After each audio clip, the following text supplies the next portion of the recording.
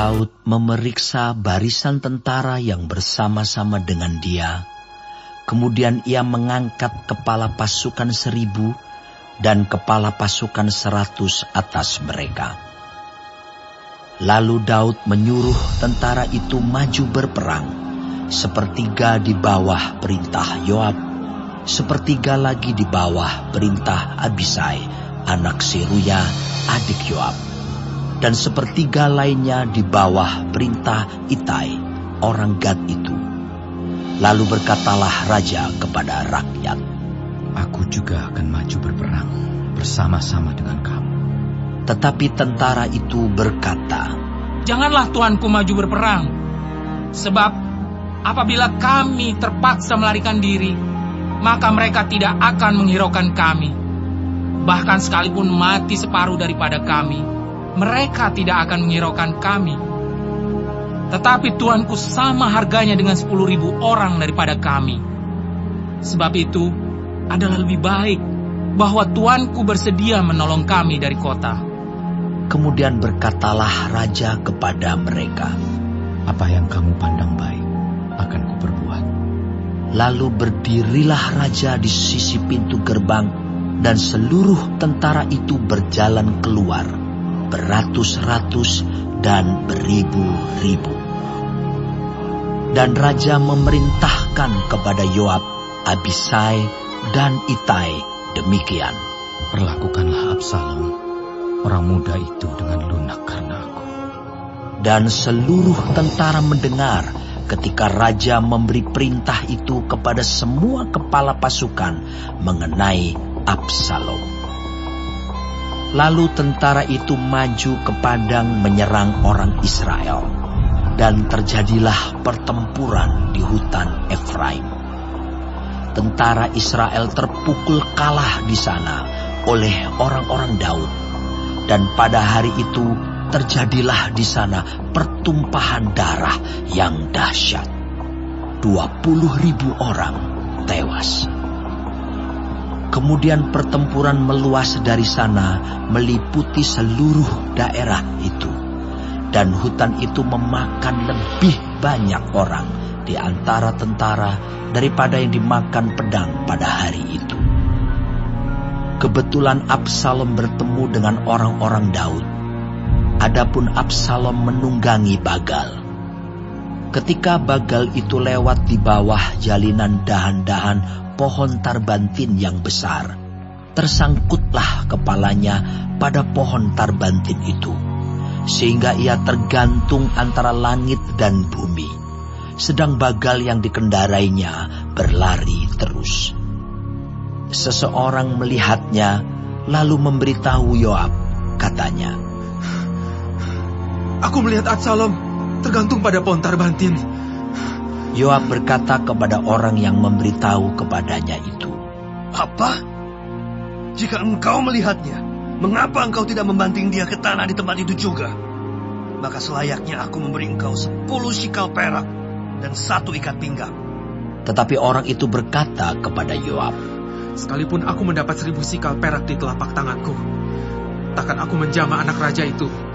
Sebab di depan telinga kamilah raja memberi perintah kepadamu dan kepada Abisai dan kepada Itai. Katanya, lindungilah Absalom orang muda itu karena aku. Sebaliknya, jika aku mencabut nyawanya dengan khianat, tidak ada sesuatu pun yang tinggal tersembunyi kepada raja, maka engkau akan menjauhkan diri." Tetapi Yoab berkata, "Aku tidak mau membuang-buang waktu dengan kau seperti ini." Lalu diambilnyalah 3 lembing dalam tangannya, dan ditikamkannya ke dada Absalom, sedang ia masih hidup di tengah-tengah dahan pohon tarbantin itu.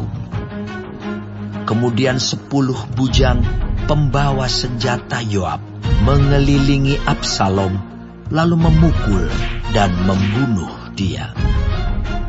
Sesudah itu Yoab meniup sangkakala, sehingga tentara berhenti mengejar orang Israel, sebab Yoab mau menahan tentaranya itu. Lalu mereka mengambil mayat Absalom dan melemparkannya ke dalam lobang yang besar di hutan itu.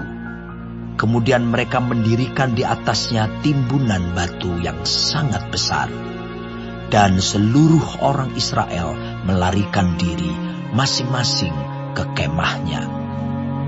Sewaktu hidupnya, Absalom telah mendirikan bagi dirinya sendiri tugu yang sekarang ada di lembah raja, sebab katanya, Aku tidak ada anak laki-laki untuk melanjutkan ingatan kepada namaku.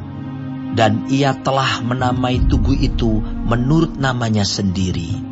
Sebab itu sampai hari ini, tugu itu dinamai orang Tugu Peringatan Absalom. Kemudian berkatalah Ahimaas bin Zadok, Biarlah aku berlari menyampaikan kabar yang baik itu kepada raja, bahwa Tuhan telah memberi keadilan kepadanya dengan melepaskan dia dari tangan musuhnya. Tetapi berkatalah Yoab kepadanya, Pada hari ini, bukan engkau yang menjadi pembawa kabar. Pada hari lain, boleh engkau yang menyampaikan kabar. Tetapi pada hari ini, engkau tidak akan menyampaikan kabar, karena anak raja sudah mati. Lalu berkatalah Yoab kepada seorang Etiopia, Pergilah, beritahukanlah kepada raja apa yang kau lihat. Orang Etiopia itu sujud menyembah kepada Yoab, lalu berlari pergi. Tetapi berkatalah sekali lagi Ahimaas bin Zadok kepada Yoab, Apapun yang terjadi, izinkanlah juga aku berlari pergi menyusul orang Etiopia itu. Tetapi kata Yoab, Mengapa juga engkau mau berlari pergi, anakku? Apakah engkau membawa kabar yang menguntungkanmu? Jawabnya, Apapun yang terjadi, aku mau berlari pergi. Lalu berkatalah Yoab kepadanya, Kalau demikian, larilah. Maka berlarilah Ahimaas mengambil jalan dari lembah Yordan, sehingga ia mendahului orang Etiopia itu. Adapun Daud duduk di antara kedua pintu gerbang, sedang penjaga naik ke sotoh pintu gerbang itu di atas tembok. Ketika ia melayangkan pandangnya, dilihatnyalah orang datang berlari, seorang diri saja. Berserulah penjaga memberitahu raja. Lalu raja berkata, Jika ia seorang diri, maka kabar yang baiklah disampaikannya. Sementara orang itu mendekat, penjaga itu melihat seorang lain datang berlari. Lalu penjaga itu menyerukan kepada penunggu pintu gerbang, katanya, Lihat, ada lagi orang datang berlari, seorang diri. Berkatalah raja, Itu pun membawa kabar yang baik. Sesudah itu berkatalah penjaga, Aku lihat cara berlari orang yang pertama itu seperti cara berlari Ahimaas bin Zadok. Berkatalah raja, Itu orang baik. Ia datang membawa kabar yang baik. Lalu Ahimaas berseru, katanya kepada raja, Selamat!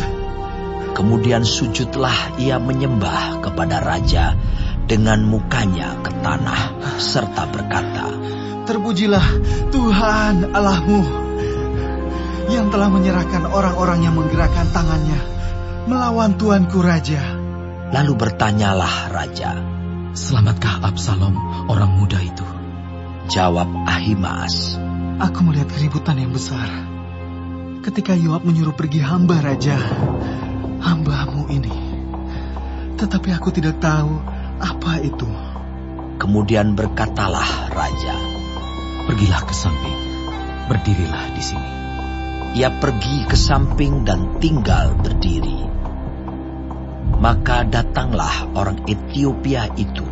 Kata orang Etiopia itu, Tuanku raja mendapat kabar yang baik, sebab Tuhan telah memberi keadilan kepadamu pada hari ini, dengan melepaskan tuanku dari tangan semua orang yang bangkit menentang tuanku. Tetapi bertanyalah raja kepada orang Etiopia itu, Selamatkah Absalom, orang muda itu? Jawab orang Etiopia itu, Biarlah seperti orang muda itu musuh tuanku raja, dan semua orang yang bangkit menentang tuanku untuk berbuat jahat. Maka terkejutlah raja, dan dengan sedih ia naik ke anjungan pintu gerbang, lalu menangis. Dan beginilah perkataannya sambil berjalan. Anakku, Absalom, anakku, anakku Absalom. Kalau aku mati menggantikan engkau, Absalom, anakku, anakku.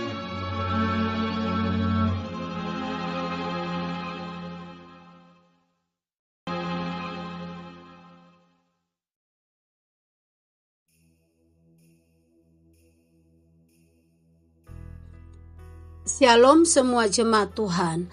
Kembali kita di dalam pendalaman Alkitab Clear Sight. Sekarang kita sudah memasuki kitab 2 Samuel 18. Tuhan Yesus memberkati. Kemenangan yang penuh dengan air mata. Pasal ini menceritakan pertempuran antara pasukan Daud dan pasukan Absalom yang berakhir dengan kemenangan Daud, namun juga dengan duka cita yang sangat dalam.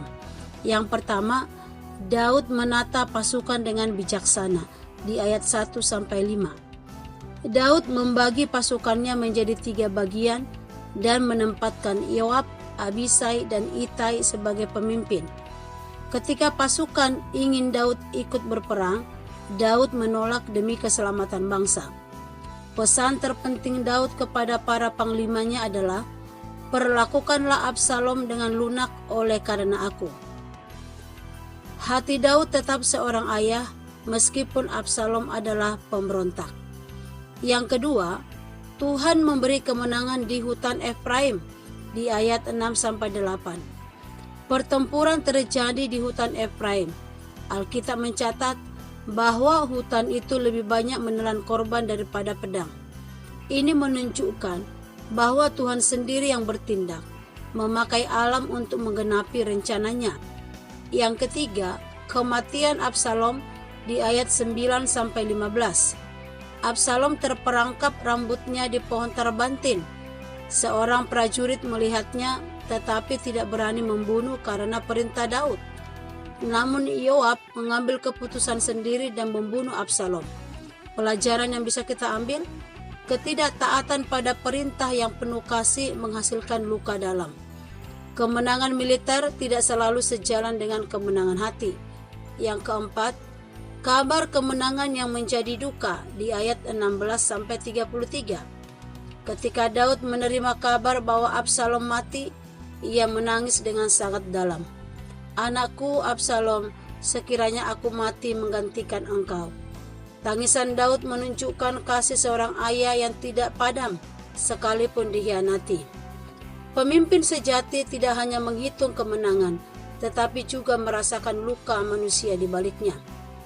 Inti daripada renungan kita pada hari ini adalah yang pertama, Tuhan memberi kemenangan menurut kehendaknya. Kasih orang tua tidak mudah hilang meski dikhianati. Ketaatan lebih penting daripada keberhasilan. Kemenangan tanpa kasih dapat berubah menjadi duka. Hati yang mengasihi tetap menangis meski berada di pihak yang menang. Amin. Tuhan Yesus memberkati.